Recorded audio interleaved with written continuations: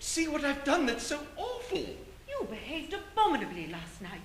You wounded me and insulted me. I was the victim of an aberration. Nonsense. You were drunk. Drunk! That is just a little taste of Blithe Spirit. It is the current production here at Persephone Theatre.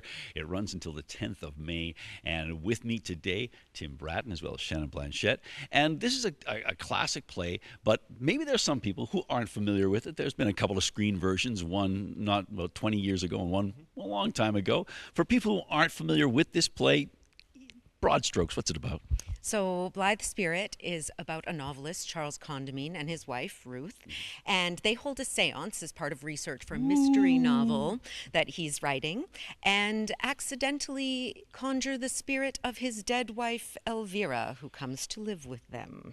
Well, I'm sure that happens a lot. Sure, exactly. Now, this is a play that, as I say, can I call it a romantic comedy? How do you describe it? Comedy, Johnny?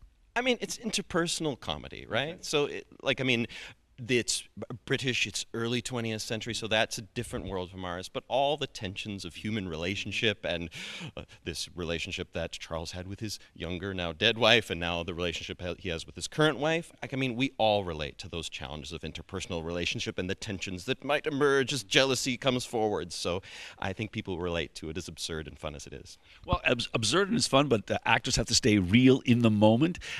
Is it tricky in some respects to sort of wrap your head around the whole notion of ghosts?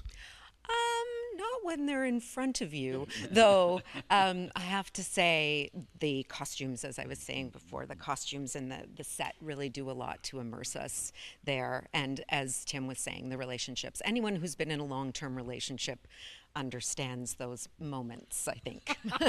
It's very disturbing. There, I agree with you. It showed you up in a most unpleasant light. I find that extremely disturbing. Let's talk about the accents, because I know that it's key to, particularly when it comes to doing British comedy or any drama that's got class elements in it. So let's talk about the accent work that not just you and Tim had to do, but the entire company. Yeah, so everyone, with the exception of one actor, is doing what's called received pronunciation. It was a standardized speech. And so I'm going to get in trouble from Kevin, our resident Brit, for saying this. But generally, how you do it is, if you imagine you've got two little posts here, you just stick your lips out a little bit, and it's generally more rounded, which moves everything forward and makes it sound so plummy. Everyone sounds more intelligent when they're British, don't they? That's who you want performing the surgery, that's for sure. Right. Again, we talk about the fact that this is a comedy, and many people have seen both of you in comic productions. Is there a difference between doing, obviously there's a difference, but what is the challenges, I should say, of doing this type of comedy as opposed to some of the other things that people have seen you in? Yeah. I've done farce, I've done comedy. The language of this play was super challenging. So, I expect that with working with something like Shakespeare, and this is much closer to us.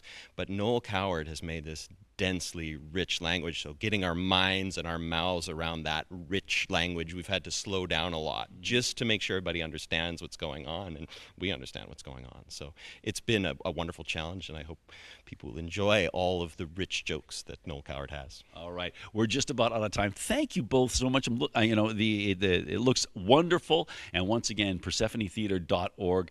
The play runs until May the 10th. Break your leg with the rest of the run.